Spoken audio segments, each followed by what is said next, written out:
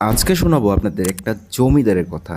জমিদার লক্ষণ সাহা নামে যেমন ছিলেন, কাজে কিন্তু ভাই সেই ছিলেন।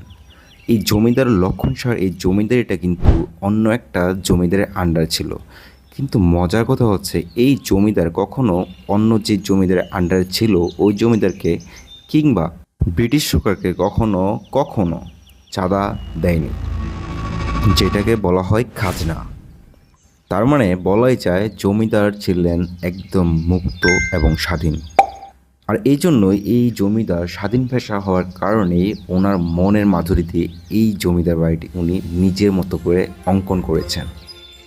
আর সবচেয়ে ইন্টারেস্টিং পার্ট হচ্ছে, আমি এর আগে যতগুলো জমিদার বাড়িতে গেছি অথবা ভিজিট করছি সবগুলো জমিদার বাড়ির মধ্যে এইটা ছিল ভাই বেস্ট। আর এটার কার্যকলাপ এবং শিল্পকর্মগুলো আপনি দেখলে জাস্ট ওয়াও, অ্যান্ড আপনি নিজেই অবাক হয়ে যাবেন এত ডিটেলস কীভাবে একটা শিল্পকর্ম সুন্দরভাবে ফুটিয়ে তোলা যায়, এবং একটা শিল্পী বা কতটা কষ্ট করলে এরকম ধরনের সুন্দর সুন্দর শিল্পকর্মগুলা মানুষকে উপস্থাপন করাতে পারে। এটা হচ্ছে সবচেয়ে বড় কথা।